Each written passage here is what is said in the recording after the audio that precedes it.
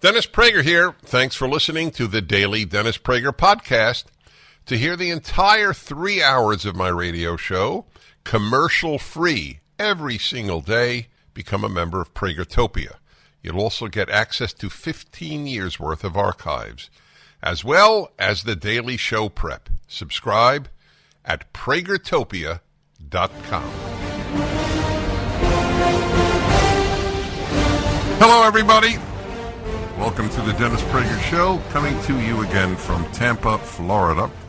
Had a wonderful event last night with Mike Gallagher and Sebastian Gorka. Thank you all who attended. So, we had about 300,000 people, mostly Jews, unfortunately. Should have been 1 million, and should have been the best number of non-Jews in support of Israel. But it is what it is. New York Times reports tens of thousands. If you look at it, you realize that there's a certain dishonesty in that report, but, oh my God, who would charge the New York Times with any dishonesty? Its commitment is to all the news that's fit to print, and that's how they see themselves in any event. Tens of thousands, when there were about 290,000 is the wide estimate. You could look at the pictures. You tell me tens of thousands is honest. I mean, it's literally honest. You could have said thousands, right? Could have said many dozens. Many dozens of protesters. Notice more than one. That's another possibility. It's right.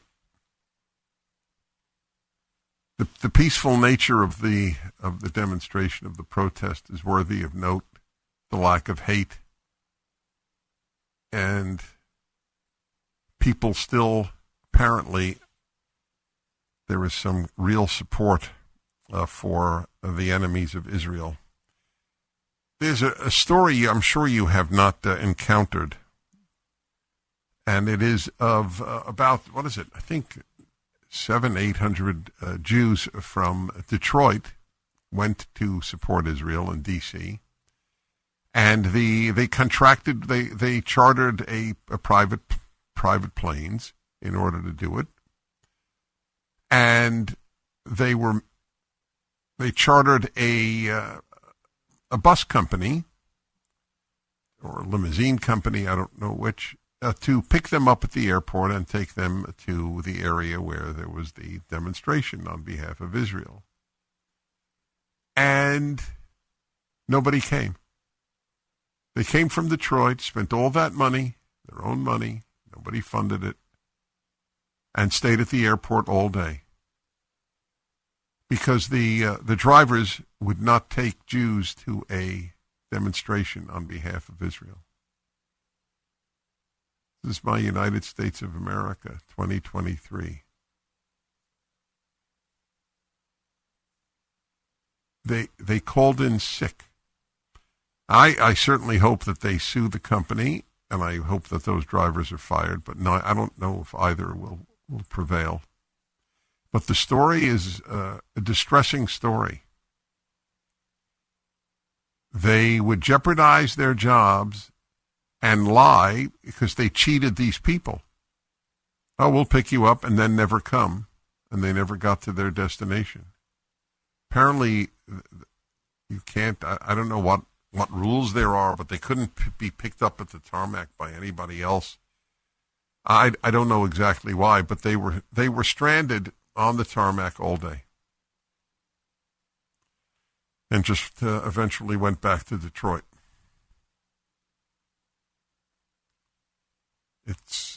There are 2 polls that are out. I'd like to ask you, this will be a very interesting area of input from you. So here is one story from The Hill. U.S. support for Israel is declining amid ongoing war in Gaza. Survey. A majority of Americans now back a ceasefire in the Israel-Hamas war, though the Biden administration has strongly spoken against such a move, according to Reuters Ipsos poll published today, Wednesday. Poll respondents showed less support for Israel than at the start of the conflict, showing changing opinions as the war reaches its sixth week. About 32% of respondents said the U.S. should support Israel, down from 41%.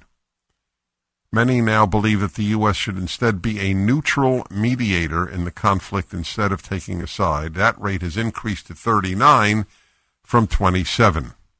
15% of respondents said the U.S. should back Palestinian interests in the war, which is largely unchanged. The drop in support, mostly apparent among older respondents, comes after weeks of relentless airstrikes and so on. Nearly 70% of Americans said the Israeli government should pursue a ceasefire, including 3/4 of Democrats and half of Republicans. Okay, so let's understand.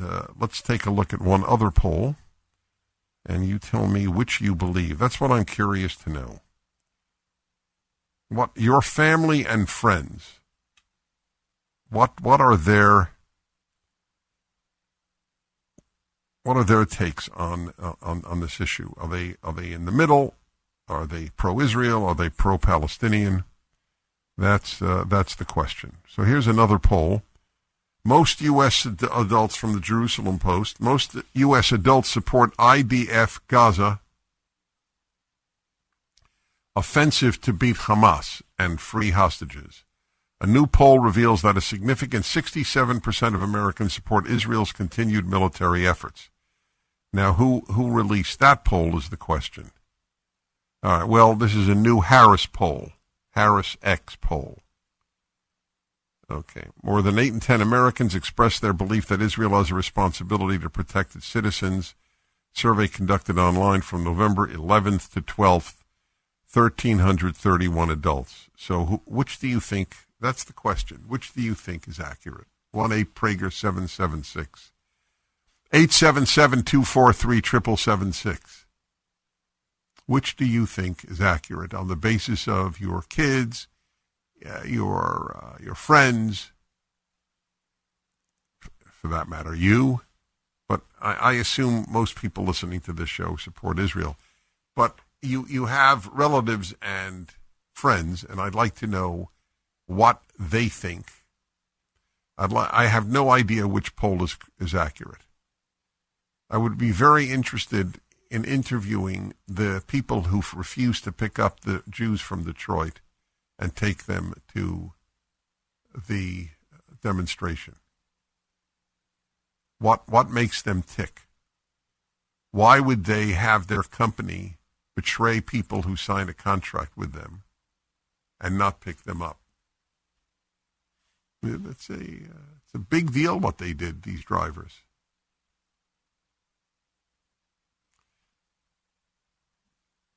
Ongoing issues in our country.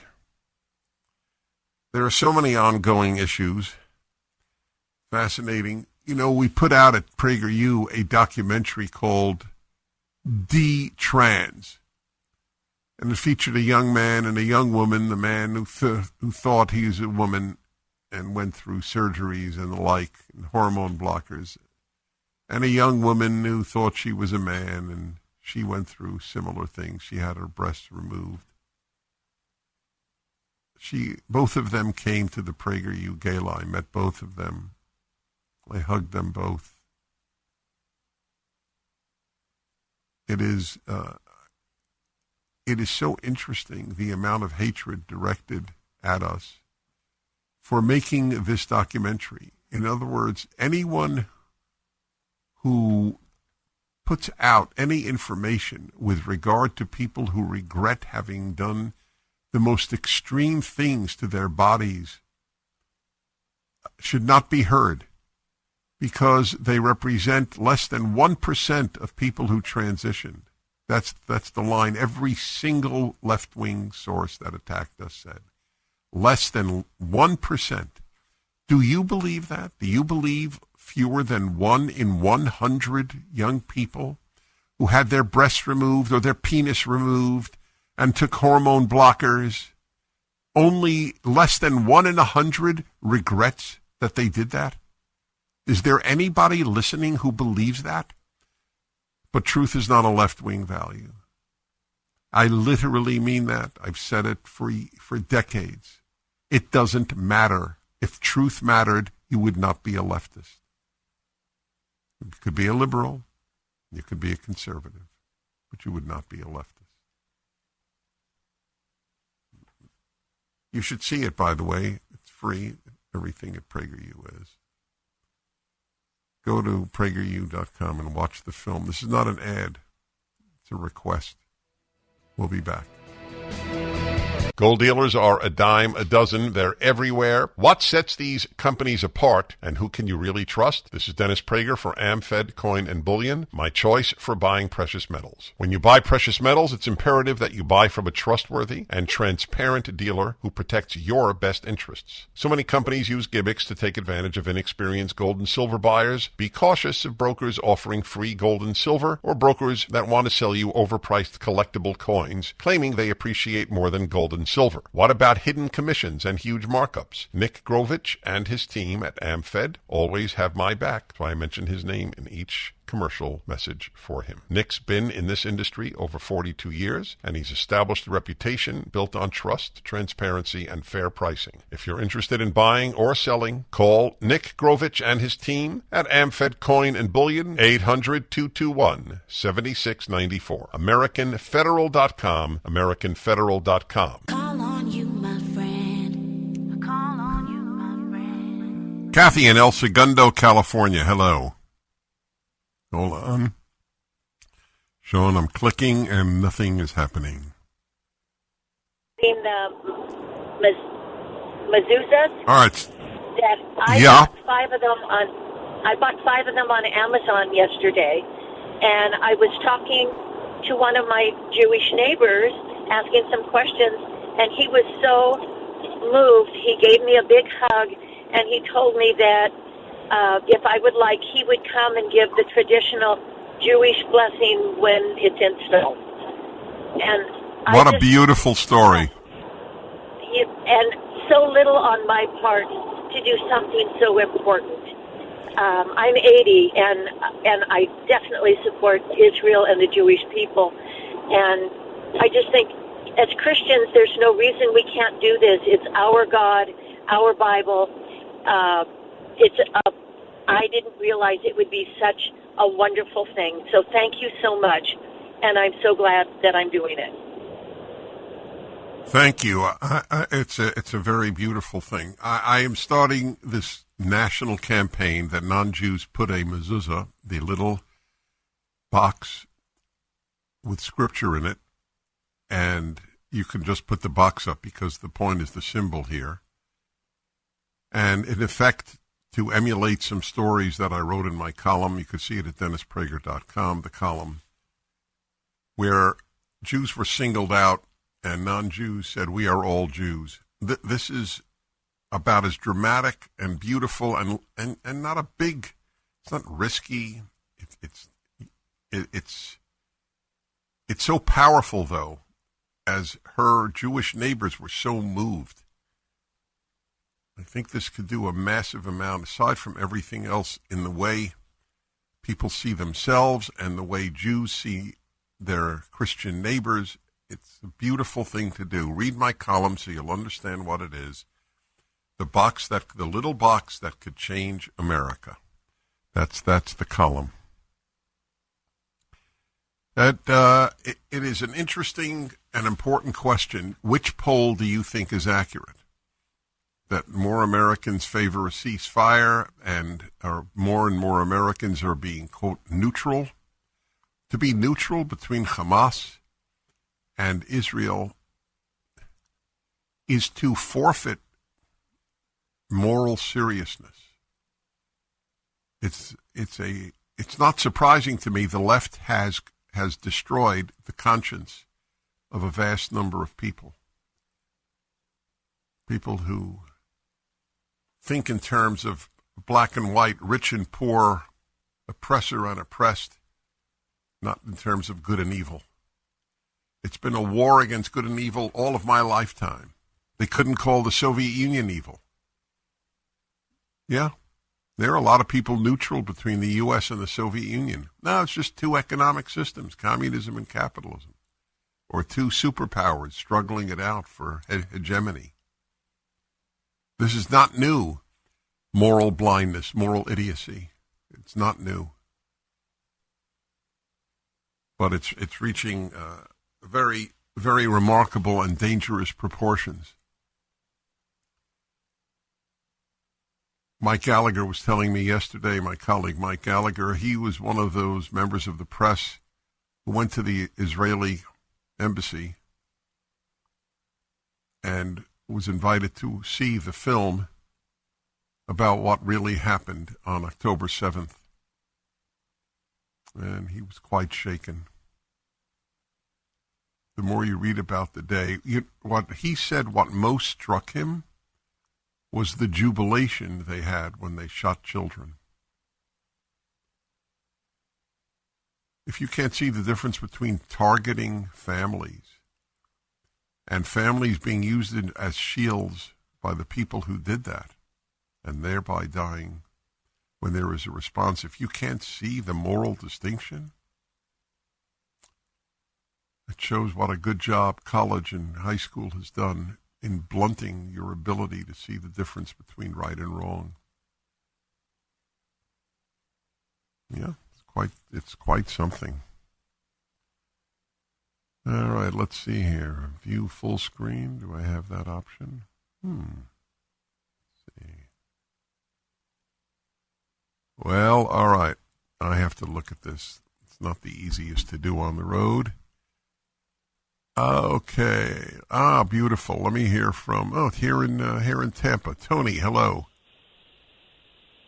Hey, Dennis. It's great to see you last night in Tampa. Appreciate you coming. Thank you. And appreciated your words. Thank you. We were in Israel this summer and noticed the mezuzahs everywhere. And right. I said to my wife, we're Christian, and I said, let's get one. Let's put one outside of our door.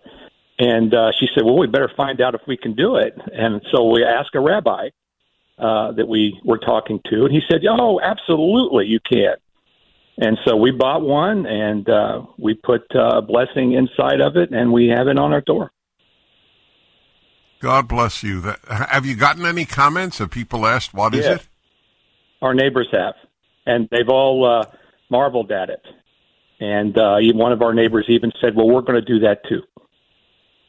Thank you. Well, please pass around my column in your church and among friends so that people start doing it in great numbers. This is a very, very dangerous time we're living in. It's not just dangerous for Jews. Please understand, every society that allowed anti-Semitism to arise has ended up crushed. I'm not saying because God did it. I'm just saying it happens. It is the canary in the mine, the Jew. That's the role. There's nothing the Jews can do about it, but there is something the non-Jews can do about it. Back in a moment. Mike Lindell has a passion to help you get the best sleep of your life. He didn't stop at the pillow. Mike also created the Giza Dream bed sheets. These sheets look and feel great, which means an even better night's sleep, which is crucial for overall health. Mike found the world's best cotton called Giza. It's ultra soft and breathable, but extremely durable. Mike's latest deal is the sale of the year. For a limited time, you'll receive 50% off the Giza Dream sheets, marking prices down as low as $29.98, depending on the size. Go to MyPillow.com, click on the radio podcasts square, and use the promo code Prager. There you'll find not only this amazing offer, but also deep discounts on all MyPillow products, including the MyPillow 2.0 mattress topper, MyPillow kitchen towel sets, and so much more. Call 800-761-6302 or go to MyPillow.com and use the promo code Prager. bizarre part of the, at least to me, of the story of the Jews from Detroit who would not be picked up at Dulles Airport. They were stranded there, 300 of them. I said 700 earlier because a few hundred did get to go. Stranded there all day. They would not be taken because the bus drivers so hate Israel that they would not take these people to the demonstration. One of the puzzles, it's a big one to me, is why they refused repeatedly to say the name of the company. I can't think of a reason. But obviously, if they didn't tell me, or they didn't tell the public, I don't know either. Okay, let's see here. James in Ann Arbor, Michigan. Hello. Oh, Mr. Prager. Hi. How are you? Good. My comment, what I told your screener is I simply cannot understand why people cannot understand how evil these subhuman creatures are when all you have to do is which creatures are you referring to? The Hamas people. Oh, I see. Yeah. And why they can't figure this out, because you look at pictures of that poor girl that they probably raped, shot, stripped naked, were spitting on her, hitting her, while they're sitting there with their AK-47 shooting off into the brave warriors that they are. And nobody can figure out that this is just evil incarnate. That's right. That's correct.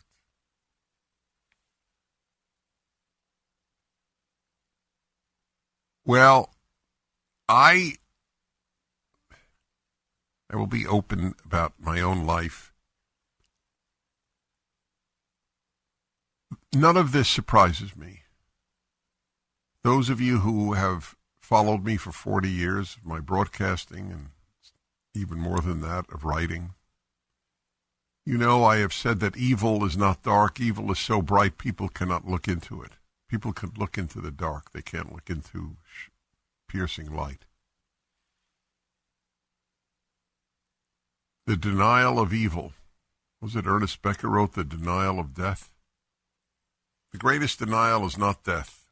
Most people at some point know they will die. But people can live entire lives be oblivious to what real evil is. And you know what happens? Again, one of my constant themes, when you don't fight real evils, you fight evils that you make up. So if you don't fight Hamas, the same people who are neutral between Hamas and Israel loathe the United States for being systemically racist and imperialist and colonialist and all the other ists. That's what happens. Greta Thunberg is pro-Palestinian, this troubled young woman. Pro-Palestinian because she knows the great evil. Her great evil in the world is carbon dioxide, carbon emissions. Where do you think the Greens stand on the Hamas-Israel war? Where do you think they stand? Right? Theoretically, there should be no predicting. Greens should be as divided as anybody else. You think they are? Now, I've seen no poll to prove my point, but I would bet money, and I'm not at all a gambler, I would bet money that Green activists are disproportionately anti-Israel. Now, why would that be? Is Israel a great carbon dioxide polluter? Really, why would that be? Part of the reason would be because the Green movement is an attempt to undo the West's economic system. That's why. It has much greater aims. If it only aimed to reduce carbon emissions, they would have advocated nuclear power for the last half century. Pure, clean, proven energy. And it doesn't even kill birds. 1-8 Prager 776, we return. Good and evil, that's the issue. I've been obsessed with it my whole life. We're born with natures. It's something I have reluctantly made peace with. People are born with natures. Everybody has the same human nature, but we are also born with our individual nature. The reason that I have struggled with accepting it is that in some ways it doesn't suggest pure free will. If you have a nature, you can overcome it, the bad parts anyway. I don't mean evil parts, just even bad parts. I mean, as I've said often, I'm inherently lazy. So what I did is I've taken on so much work that I can't express my inherent laziness.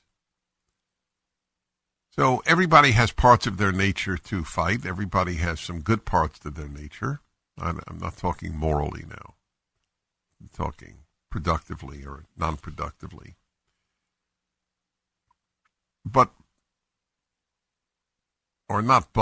And so I am saying that I have had this in my nature, a hatred of evil. I hated school bullies, and since I was always the biggest kid, I would often beat up the bully. My father was called to school so often that he just assumed any day he didn't get a call from the school was a good day. So I know that that's built in. But I also believe that the power of reason is great. And I could show people for whom hatred of evil is not built in how they should, in fact, hate evil. That's why my favorite verse in the Bible is those of you who love God must hate evil. It's a command. Hebrew has a command form in its verbs. English does not. So we add the word must. You must hate evil. If you don't hate evil, you don't love God. So I hate Hamas. I don't know why that's a toughie. Hezbollah, Hamas, the Iranian regime, the Nazis, the communist regimes. What really, I should do an hour at least on that subject. What stops people from hating evil? You know, I haven't explored that at length. What is it in the human condition that pushes somebody to be neutral between Hamas and Israel? I'll plague on both their houses. If there is a more obvious example of good versus evil in the world today, I'd like to know what it is.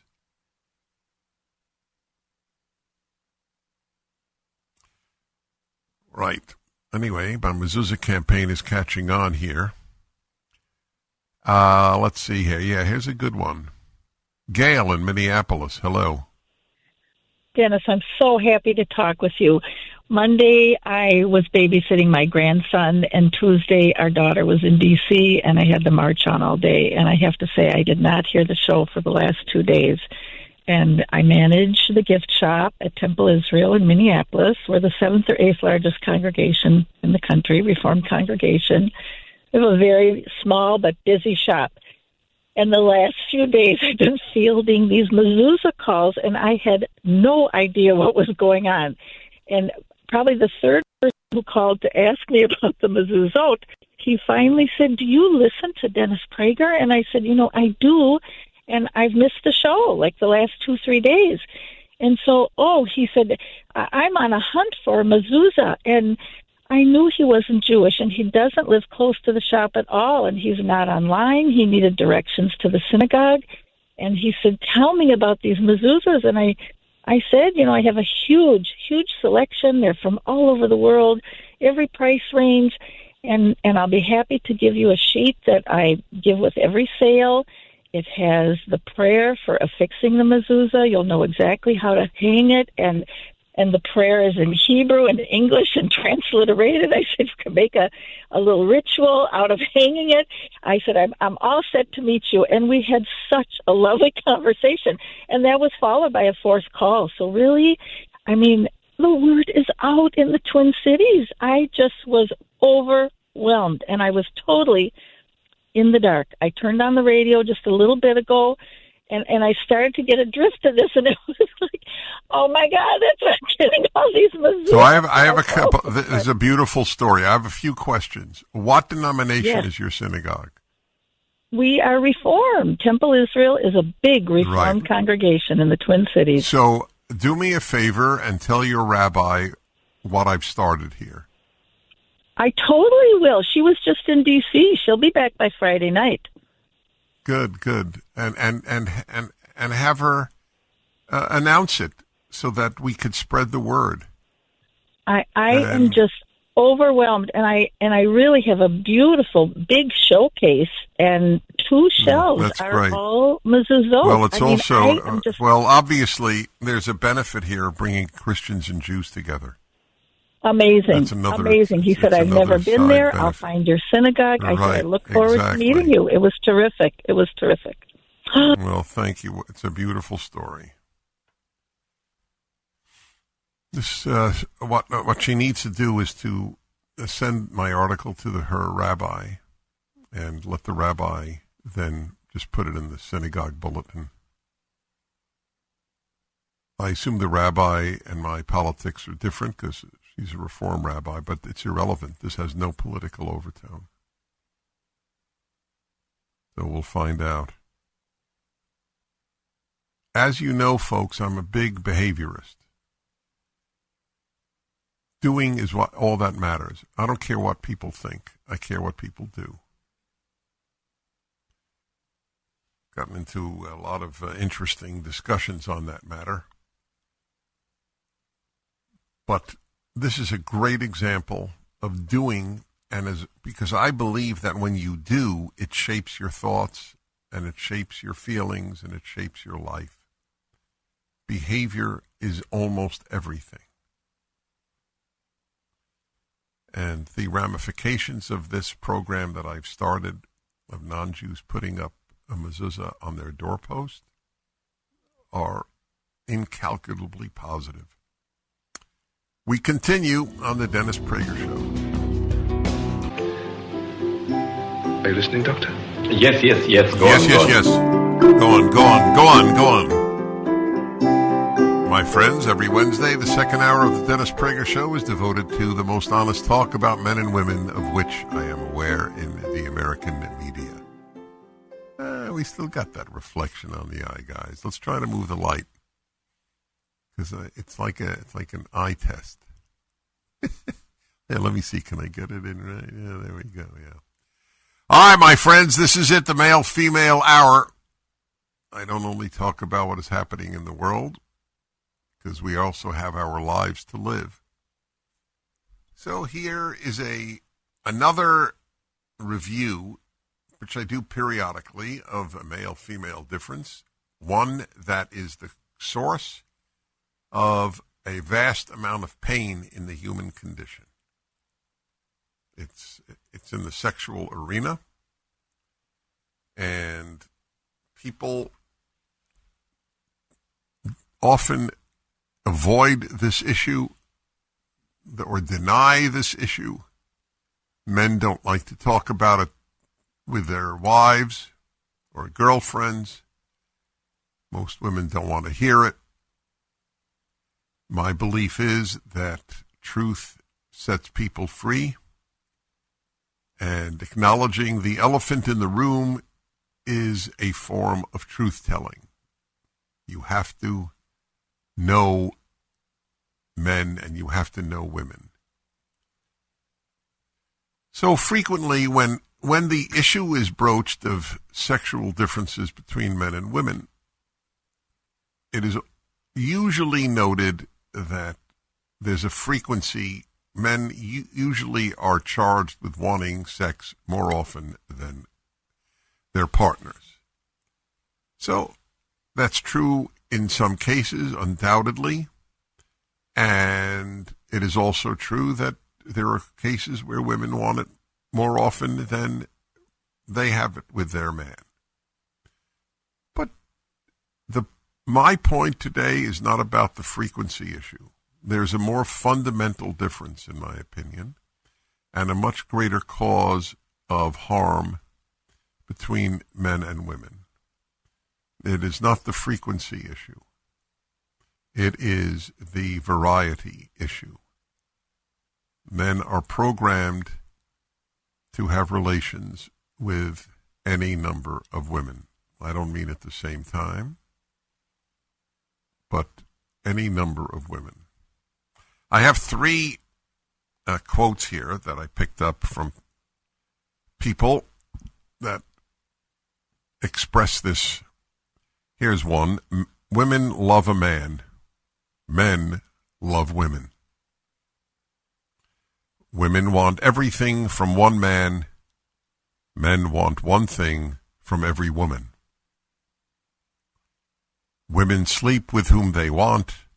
Men sleep with whom they can. Those are pretty powerful quotes. They're accurate. And they are not, I'm not talking about morality and values. That is the obvious antidote to this, but I'm talking about male nature. I debate whether even to mention the following because I have no desire to gossip, but it's so well known, and I'm only using it not as a form of judgment. I have nothing against this man, but many years ago, Hugh Grant, the actor, came to the United States, and he had a girlfriend back home, Elizabeth Hurley, who was considered the sexiest woman in the world according to internet voting at the time. And she remains a very alluring woman. So he had the theoretically one of the most beautiful women in the world as a girlfriend, comes to the United States and pays a street prostitute to service him. That's not an issue of frequency, that's an issue of variety. And it is so common for men who are with stunning women to stray often with women who are even less attractive than their wife or their girlfriend. To deny that men are programmed by nature to seek woman after woman is to deny the truth. And it's a burden. It's a burden on men, and it is a burden on women, this part of male nature. So the obvious answer is that men have to control it. I mean, it's much easier said than done. Look at how many men have wrecked their family life, their professional life, in the pursuit, not of love, but in the pursuit of variety. That's the way it is, and to deny it means that you went to graduate school where you're told to deny unpleasant realities and where the feminist outlook on life, which is basically will imagine life to be X and therefore life is X, has prevailed, and you haven't learned the truth. But this is the truth about men.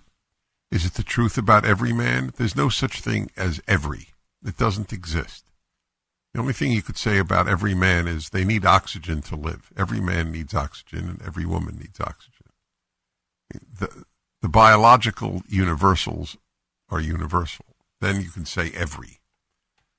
But otherwise, it's not the issue. So if you're a man and you call up and say you have no desire for any other women and never did, I will say congratulations. Somehow or other, God or nature gave you a different nature than 95% of men. But it doesn't prove a thing. And that is the way it is. So men have to control themselves, and women have to appreciate that a faithful man is a good man, and that it is a battle that men have to fight. But the odds are your husband won't tell you this because he thinks it'll hurt you, or you'll think he's a pervert, or whatever you might think. I've never quite understood why men hide their nature from their wives. The person you should say the most to about yourself is your spouse. To hide aspects of your nature from your spouse is unfortunate. At the very least, it means you don't fully trust your spouse. Oh, if she knows this about me, then there will be bad consequences. Or if he knows this about me, there'll be bad consequences. So why would you want to live a life where you hide parts of who you are from your spouse? That is one of the reasons, it's actually the biggest reason why I even talk about subjects like this, because I know how many spouses won't talk about this. So I'm talking on behalf of your marriage, on behalf of the person you're married to. My dad was a deeply God-centered man, a religious Jew, and I got the ability to talk openly about sexual matters from him. He was very open on the subject, to his great credit. And he would often say, and he really loved God. He had a real bond. And he would often or periodically say, I really want to ask God, why did he make the sex urge in men so strong? And he was talking about the variety issue. He was not talking about the frequency issue. And to the best of my knowledge, he was faithful for 72 years. 1-8-PRAGER 776-877-243-7776.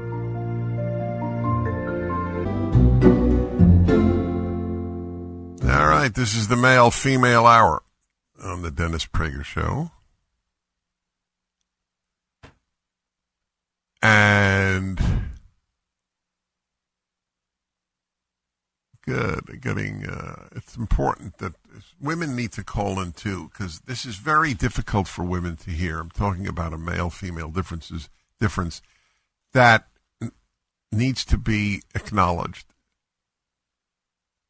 Not defended, just acknowledged. Men want variety. Let me give you the 3 great quotes that I picked up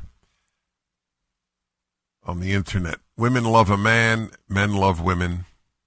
Women want everything from one man. Men want one thing from every woman. Women sleep with whom they want. Men sleep with whom they can. It's not a defense. It's an explanation of the differences. I've said on occasion, I haven't talked about this in a while, but on the male-female hour, if you got a faithful man who's,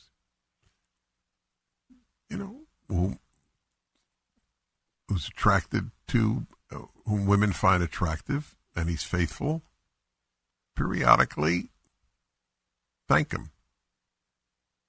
Just as a man should thank a woman for any number of things. You have a woman who is generally in a good mood. Remember, happy wife makes happy life. That's you should thank your wife. Women have a lot more inner turmoil than men as a general rule. That's the purpose of the male-female hours, to explain men and women to each other and to themselves. Because you don't learn any of this in college. You learn nonsense, either pernicious or innocuous nonsense, but nonsense. That's what you learn by people who know nothing. A major article on the staggering ignorance of most teachers of subjects. It's one of our many, many, many really serious problems in our society. But anyway, you don't learn any of this. I learned this when I was a kid, basically, because I was told that the most important thing I could do in my life is conquer my urges, because I was raised religious. The struggle in my life was with me. That's what I was taught. Kids who go to Christian and Jewish schools, that's basically what they learn. Your greatest battle is with yourself. Kids in secular schools believe their greatest battle is with America. I would say that's a pretty big difference between the religious and the secular outlooks. 1-8 776. Okay, now let's see here. Good. Sherry in Weatherford, Texas. Hello, Sherry. Good morning or afternoon. That was very sensitive of you. That you would even think to say that. You don't know? Do you know what time zone I'm on? No, I don't. But yeah, okay, fair enough. Go ahead. Well, and I understand what you're saying, and 95% of men feel that way. Unfortunately, if they would just change their mindset a little bit, their marriage would bloom. Well, I don't know if they could change their mindset. They could change their behavior. I want men to behave right. I don't asking men to not desire any other woman in the world is like asking men to only desire one food. So I don't work on desires. I work on behavior. Just when a man marries, he has to know, I will be faithful despite my nature. An end of issue, and that's what you do. And I agree. And are you married? Eyes roam. That's right. No, yes, that's correct. I am with a man that is in that 5%. You said 95% of men think like that's this. Right. And it's the first one ever, okay? I'm blown away by it. But well, why don't you marry him? Well, he hasn't asked. I see. Yet. Okay. Well, I hope he asks. Let me put it to you that way. Thank you for calling. He might be in the 5%, and since the odds are 95-5 against it, I'm not sure. And I don't think it matters. It's part of what makes a man masculine. It just is. And then even more masculine is controlling himself. That's really masculine.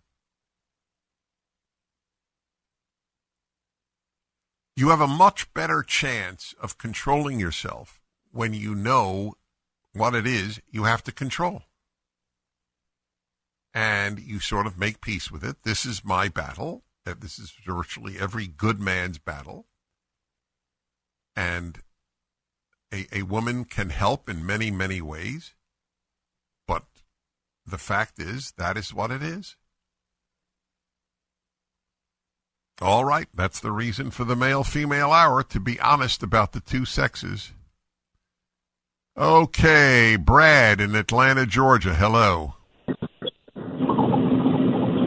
Hi. Hi. Yeah, the reason why I called, I'm not really, when you had this topic come up, I just found out my wife had an affair with more than one person recently. Now, I'm an Orthodox Jew, and being an Orthodox Jew, I'm very private about these things. My wife is an extremely attractive woman, and we have kids, and I've moved past it and forgiven what she's done. The problem is she's not physically attracted to me anymore. I don't look the way I did when we had met. I was a professional athlete, and obviously don't look physically. Well, how old are you? I'm 31. How old are you? Yeah, hold on with me.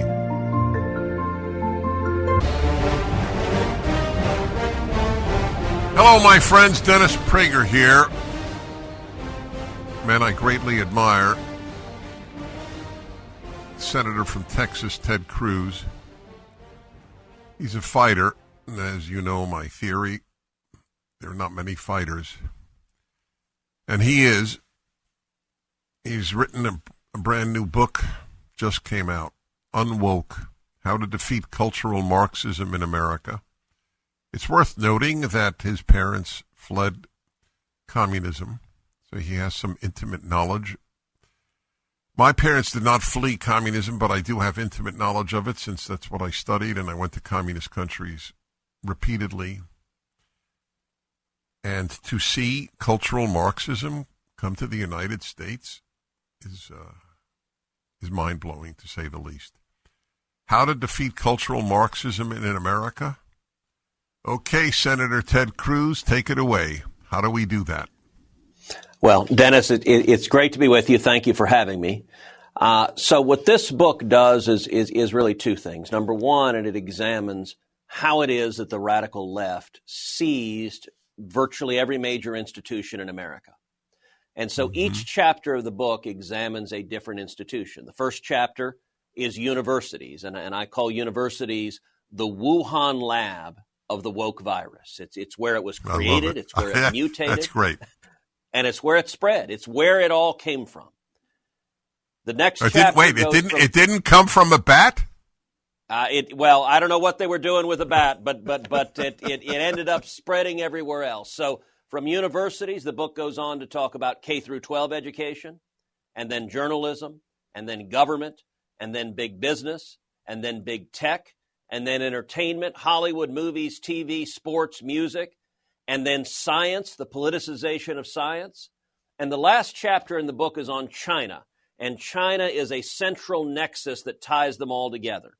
And what the book does is it lays out how and why the radical left sees these institutions, and then secondly, it gives you a practical battle plan, real steps we can take to retake each and every one of those institutions, because I think if we don't retake the institutions, we're going to lose our nation. That's right. Everything the left touches, it destroys. It's one of the mottos of my life, to understand what is happening. So when you talk, if you do even, when you talk to colleagues, almost every Democrat has succumbed to this. Yes. What is your take? Do they believe that Western civilization is not superior to others? I mean, let's take the big picture. Yeah. Look, I think the Democrats have been radicalized. Like when I got to the Senate 11 years ago, there was one open socialist in the Senate. That was Bernie Sanders. He was the only one who would admit he's a socialist. They're all socialists now. Bernie Sanders is now the chairman of the Senate Budget Committee. Yesterday, I and several other Republicans forced a vote on the Senate floor on providing emergency military funding, $14 billion of funding to Israel right now that's in the middle of a war. Every single Democrat voted no, all of them. And a big part of the reason, and that's what the book Unwoke discusses, is it breaks down how all of these institutions are interconnected. Part of the reasons the Democrats all voted against Israel funding is because journalism is broken. And so they know that their vote is not going to be on the 6 o'clock news. They know the New York Times is not going to talk about it. They know CNN is going to ignore it. And so it has driven them to the crazy lunatic left. And look, we're seeing it unfolding on college campuses all across the country. I know your heart is breaking and mine is as well.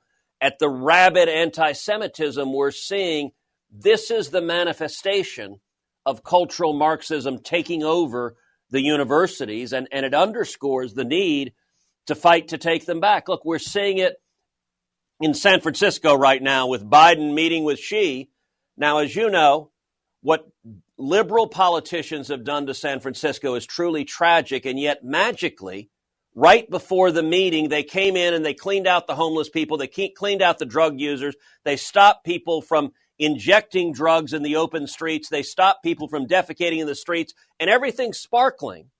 And it makes you wonder, wait a second, these same clowns told us yesterday that there was nothing they could do about homelessness or crime or drug use. And yet, when the head of the Chinese Communist Party arrives, it magically is cleaned. And it makes you wonder, why didn't they do this a week ago for the residents of San Francisco? Do Americans not matter? And that's another manifestation of cultural Marxism, this extreme ideology, regardless of the consequences. God, everything you said is eloquent and true. The San Francisco issue raises the obvious reaction. Do they have no shame? We can't do anything about homelessness and drug use and public defecation, and then they do something about it because she arrives. Yep. But I think you answered why, though. It just occurs to me. Because the press won't report it. Look, they did the exact same thing when Joe Biden came to El Paso, which they touted as his trip to the southern border, where they came into El Paso and they cleaned up the cities and they removed all the illegal immigrants from the street. And so Biden literally came to our southern border, and the White House reported he didn't see a single illegal alien because they removed them for the Photoshop. I didn't know that. I did not know that. Oh, my God. It's the cynicism of... And this is what the book explains, that there's a reason for this. The policies of the radical left are wildly unpopular. No rational person supports abolishing the police. No rational person supports open borders. No rational person supports surgically sterilizing and castrating young children. No rational person celebrates the atrocities of Hamas terrorists. So the way the radical left advances those policies are, number one, through force and coercion, through censorship, but number two, through indoctrination. And it's why they have targeted universities and K through 12 and journalism and entertainment, because that's why they care about the photo ops. They don't actually want people to see the human suffering of their policies. And so they have to create a Hollywood Potemkin village, a false facade, because the truth of their policies is an absolute disaster. So, my dear listeners, the book is Unwoke. It's up at DennisPrager.com. How to Defeat Cultural Marxism in America. The number of people in powerful political positions who understand this is extremely small. No Democrat and even most Republicans, which does raise an interesting question, and I don't ask this to be provocative at all. How many of your Republican colleagues know what you're saying? You know, frustratingly, not nearly enough. And we have a problem in Washington. We have a problem with, number one, the Democrats have gone to the radical left, but a lot of the Republicans, they're afraid to fight on these issues. We have battles with our own leadership in the Senate where, frankly, yesterday, when I and others forced a vote on Israel funding, Republican leadership in the Senate was furious with us for doing that because they don't fight, they don't battle, they don't have the urgency that we got. Our country, I think, is hanging by a thread. And listen, the urgency of it, as you mentioned, this book starts by telling my family story. And my father was born and grew up in Cuba. He fought in the Cuban Revolution. He actually fought alongside Fidel Castro, and he was imprisoned. He was tortured in Cuba, and he fled and came to America seeking freedom. My aunt, my tia Sonia, was there after the revolution succeeded. She fought in the counter-revolution, and she was imprisoned and tortured by Castro's thugs. And a story that I tell right at the outset, Dennis, that will have a real impact on you, it is a story my grandmother, my abuela, told me. She was a 6th grade teacher in Cuba. And she said when Castro and the revolution succeeded, he almost immediately sent his army into the elementary schools. And the soldiers would go into kindergartens and first grades. And they'd tell the students, the little kids, they'd say, close your eyes and pray to God for candy. And the kids would do so. They'd open their eyes. There'd be no candy. And then they'd tell the same children, they'd say, close your eyes and pray to Fidel Castro for candy. And the kids would do so, and the soldiers would quietly slip a piece of candy on each of their desks. That's what Marxism is. It is indoctrination. It is designed to destroy your allegiance to God, to family, to anything other than the all-powerful state. And we are seeing it controlling institutions throughout our nation, which is why this book, I think it is so urgent that we be empowered to take them back. Yeah. Well, again, and people know I don't do this normally. I don't even generally have folks in the Senate or House on.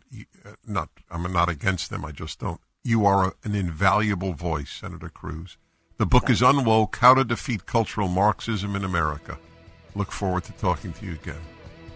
Thank you, Dennis. I appreciate it. You can get it on Amazon. And by the way, it makes a fantastic Christmas gift. Get it for your mom, your best friend. Get it for your kids so they can understand the poison that they're trying to be indoctrinated with. Thank you, sir. Okay, everybody. That was actually very important. I did not know about that Senate vote. Every Democrat voted no for funding Israel right now. And, of course, Jews will continue to vote Democrat in one of the great acts of self-destruction in Jewish history. It's really remarkable. I don't know if the Democrats could do anything to shake that, and other liberals, non-Jews as well. It's a pretty obvious moral issue. They're not asking for American troops, never did. Wow, what times we're living in. When I see how many people are now being arrested, was it Tucker? Did Tucker Carlson have this? Tucker Carlson had this man on. He put up a sort of cartoon or meme, a joke, 5 years ago or so, about text your vote for Hillary Clinton to this text. It was a joke. And now, what is it, almost 9 years later, he's given a 10-year sentence in prison, 10-year for conspiracy. And I just keep reading about people arrested, about people who were put in solitary confinement because they entered the Capitol on that day, the staggering damage done during the George Floyd riots, and virtually nobody sentenced to any jail time, taking over public institutions, that they labeled this an insurrection. I said I condemned the entering the Capitol the moment I found out about it. It happened during my show at the very end. I condemned it then. It was wrong. It was stupid, but it wasn't an insurrection. It's a gigantic lie. But lying is part of leftism because truth is not a left-wing value. We just constantly hear of people being racist, sexist, misogynist, right? What is it? Sexist, intolerant, xenophobic, homophobic, Islamophobic, racist, bigoted. That's what they do rather than say, is what the person said true, is not a left-wing question. Just what name can we call this person? This country's in danger, my friends. I am the anti-hysteric. You want an example of the sickness that pervades our universities? Here's one for you. This guy, I know about this guy for years. I think I once had him on the show, Peter Singer. He's the father of animal liberation. Princeton professor calls sex with animals thought-provoking. American Greatness has this piece. A professor at Princeton University tweeted that he considered the idea of humans having sex with animals to be thought-provoking. According to the Daily Caller, Peter Singer, a bioethics professor at Princeton's University Center for Human Values. Get that? Human values. I love it. He also describes himself as an animal rights activist. In the tweet in question, Singer posted a link to a journal article titled, "Zoophilia is Morally Permissible." Zoophilia is sex with animals, which he described as thought-provoking and said challenges one of society's strongest taboos. This piece challenges one of society's strongest taboos and argues for the moral permissibility of some forms of sexual contact between humans and animals. This article offers a controversial perspective that calls for a serious and open discussion on animal ethics and sex ethics. That's what he posted on X. The article, written under the pseudonym Fira Bensto, declares that there is nothing wrong with humans having sex with animals. It was first published in October in the Journal of Controversial Ideas. Sex with animals is a powerful social taboo that exposes its practitioners to utmost indignation and stigma, the article reads in part. Zoophilia is one of the few sexual orientations, along with, for example, necrophilia or pedophilia, that remain off limits and have been left aside from the sexual liberation movement in the past 50 years. I would like to argue that this is a mistake. There is in fact nothing wrong with having sex with animals. It is not inherently problematic sexual practice. Yes. Singer has voiced other bizarre opinions in the past, they write, including arguing that people should avoid eating meat in order to prevent global warming and to encourage a more humane treatment of animals. I'm, by the way, on board with your humane treatment of animals. I'm radically on board with it. But not to prevent global warming. He believes animals and humans are of equal value. By the way, there is no secular argument against zoophilia, as they call it, or bestiality, as it has been known. There is no secular argument against it. The argument that the animal didn't give permission is absurd. No animal is given permission to be in your house, to be your pet. And by the way, to the best of my knowledge, PETA, People for the Ethical Treatment of Animals, does in fact argue that we should not have pets. It's like having prisoners, and it's true. That's right. You're imprisoning an animal when you have a pet. That is a fact. So the argument that the animal didn't give consent is absurd, since the animal didn't give consent to be a pet. The only argument is a religious one. That is, that human beings and animals are distinctly different, and that it is a tremendous reduction in the value of the human being, the dignity of the human being, the creation in God's image of the human being, to engage in such behavior with an animal. That's the only argument. As I've argued about nudity, there's no secular argument against public nudity, none. There's only a religious argument. And by the way, it has to do with animals. Animals go around naked, people go around clothed. They show their genitalia, we hide our genitalia. I've spent my life discussing one overwhelming subject, the consequences of secularism. One of the consequences of secularism, I've just described two, with the nudity and the bestiality, but more direct difference now, obvious one, is the moral breakdown of society. Religious America supports Israel. Secular society is divided. Well, maybe they're both wrong. Hamas and Israel.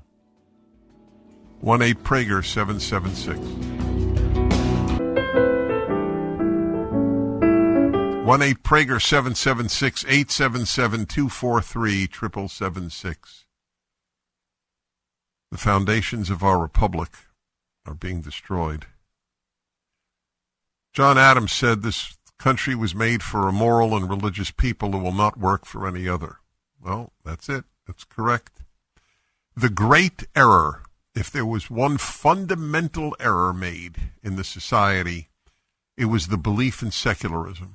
We don't need God or the Bible to be a better nation. Everyone who said that was wrong. 100% wrong. Iran needs secularism. I couldn't agree with you more, but not this country. Not Britain. Not the West. West was founded on Judeo-Christian foundations. A lot of Christians failed those foundations, but they were there. Is it too late? I have no idea. How could I know? It's not too late if we are allowed to make this case, but they shut us up. See, that's the point. They shut us up literally by censoring us. That's how I answered one of the young people who wrote into me on my fireside chats that I do every week. I've done 310 of them for PragerU every single week.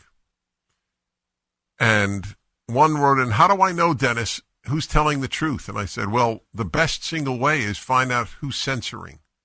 They're the liars.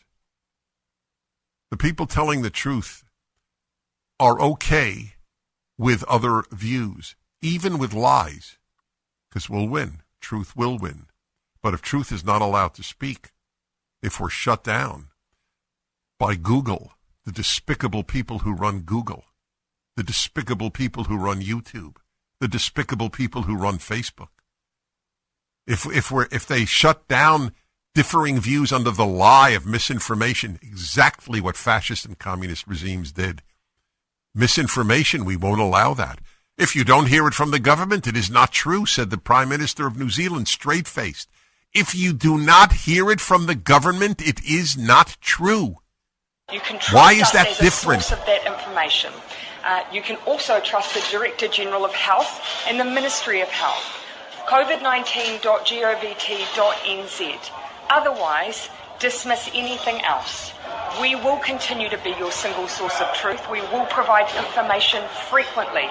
We will share everything we can, everything else you see, a grain of salt.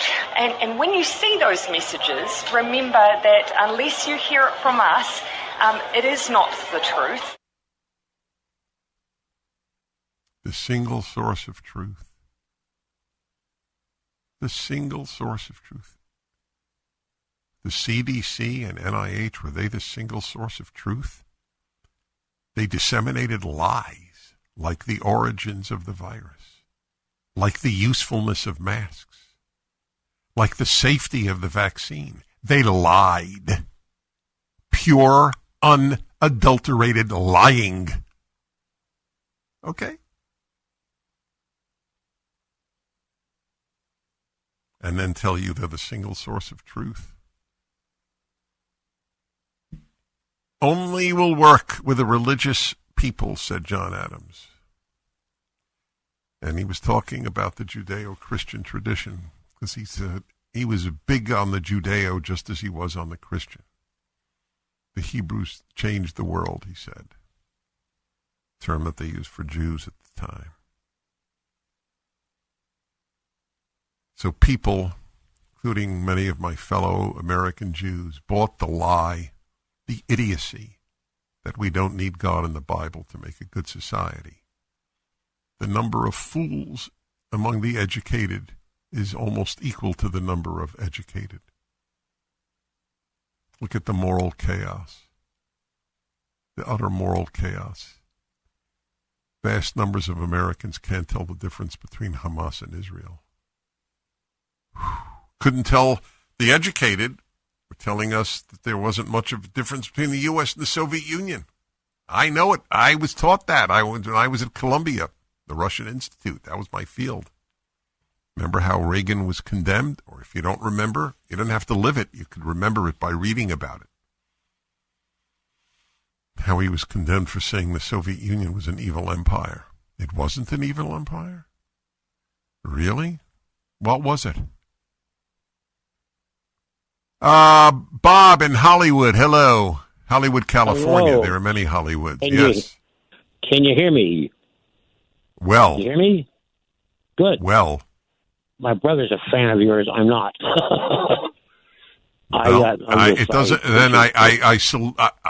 It's funny, and I salute you because you're listening and you don't agree. So it's to your credit. I don't agree. I'm a follower of Ayn Rand's objectivist philosophy, I'm sure you're familiar with, and more in keeping with her thinking on all these matters. I certainly believe in freedom of religion. As she said, freedom from religion is also important because this shouldn't be a theocracy.